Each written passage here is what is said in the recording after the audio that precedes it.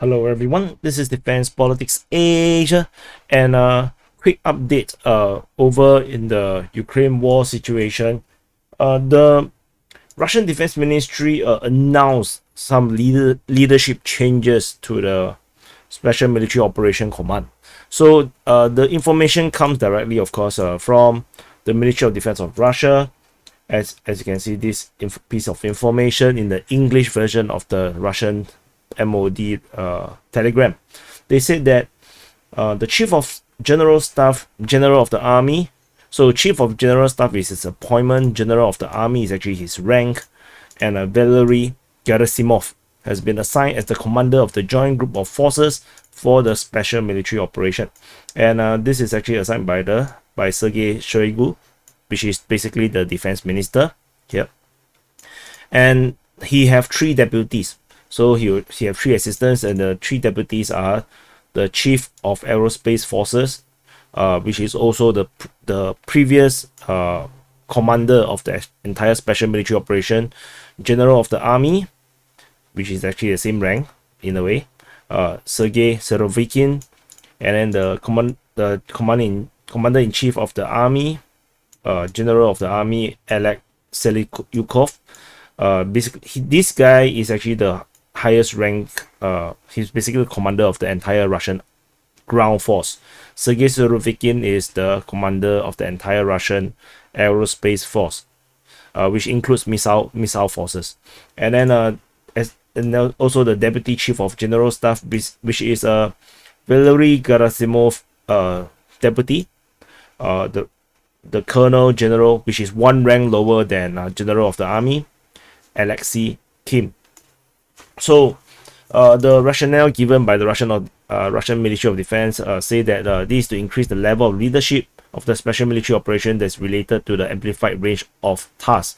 That means they are expecting the things they're going to do in the Ukraine war to increase, and to necessitate closer cooperation between services and branches of the armed forces, as well as to improve the quality of all type of maintenance and efficiency of commanding the group of forces.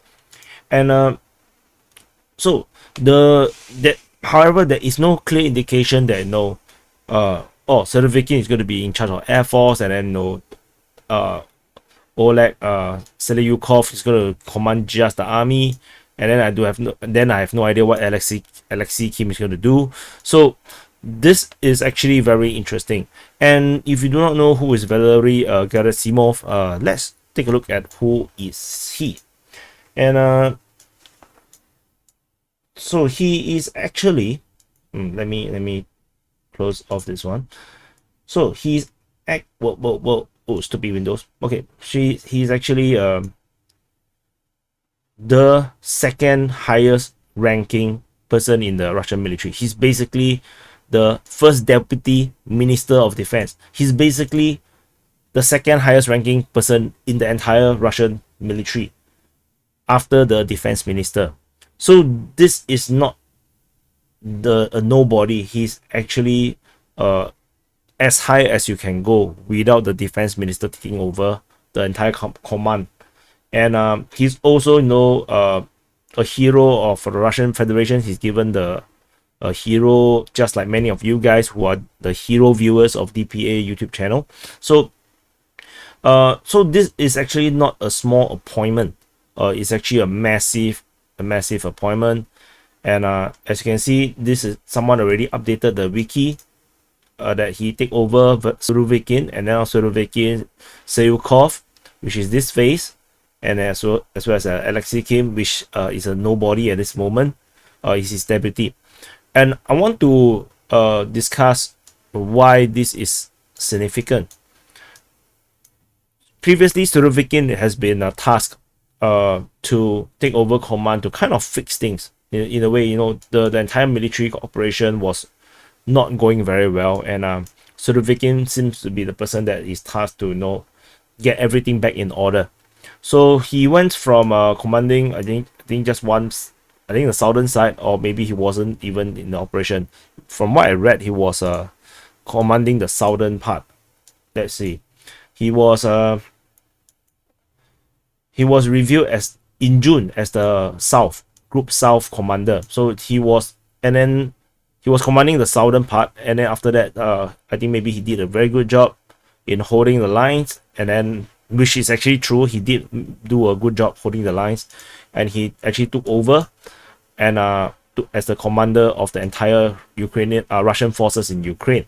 So as such, this is an escalation actually. If you look at it, that Surovikin level is now as deputy, which means that I personally is expecting that there is a major escalation of the military operation in Ukraine by the Russian forces. And he had 3 deputies, which means that we might actually look at 3 different armies, 3 different fronts to be being fought over in Ukraine. Currently, effectively, we are only looking at one major front, which is the Eastern Front. This is actually just one front. This is Eastern Front, if you're talking about a macro view. And then this is Southern Front of the Taurida region.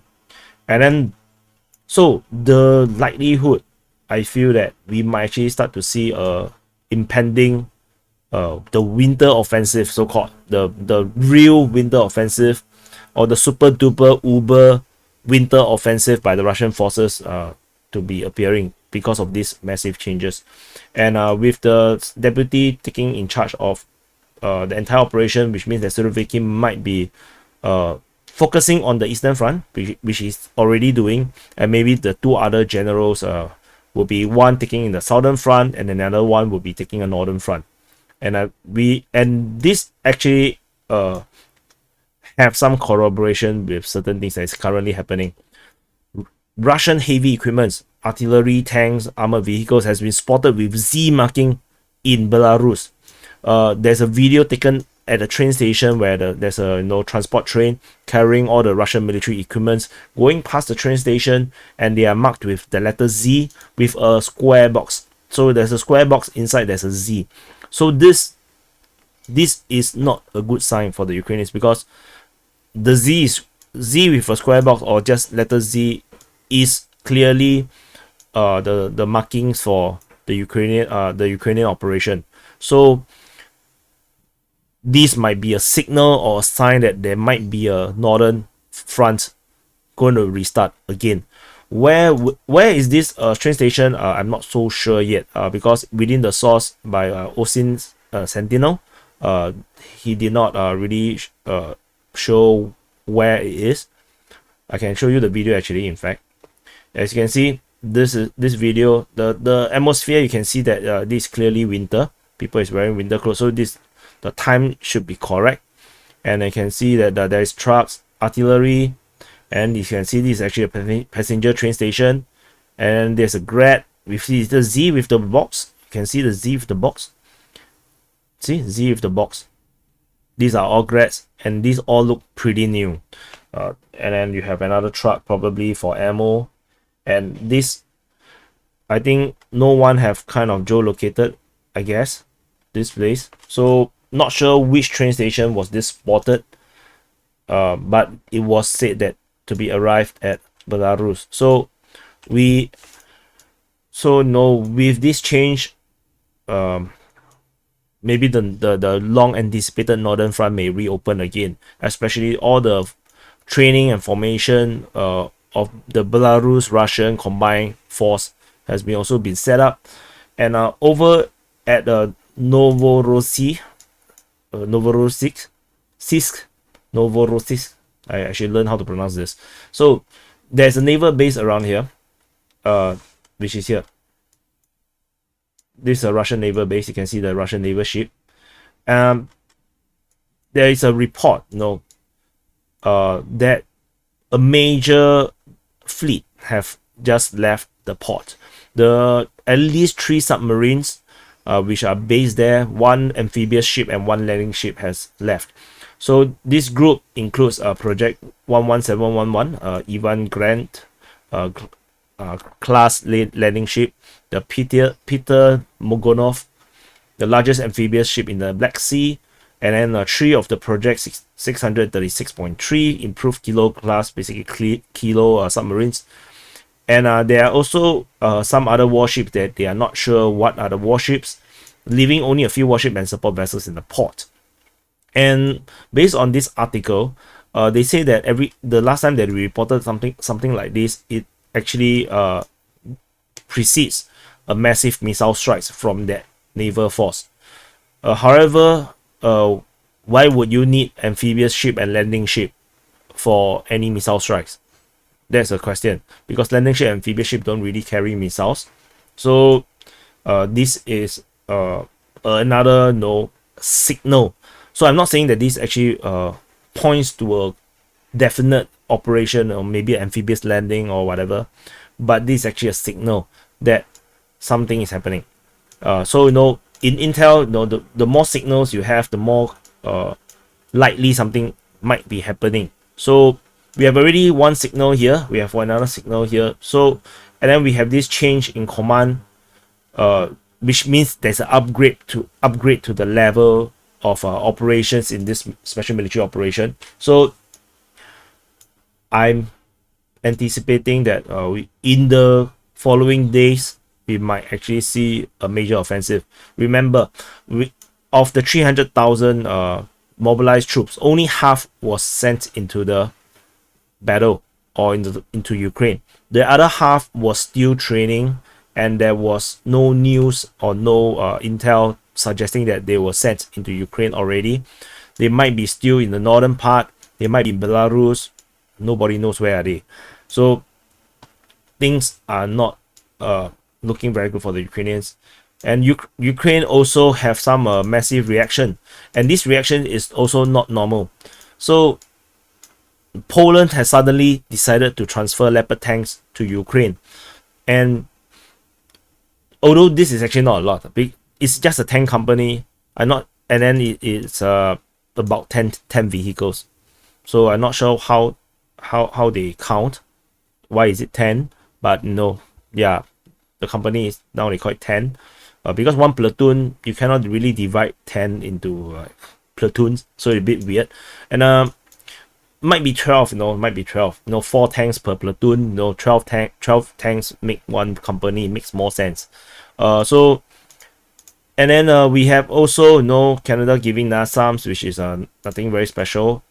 Then suddenly we have this meeting between Poland and Lithuania's head of government, and they signed a declaration of Lublin Triangle, making some kind of alliances.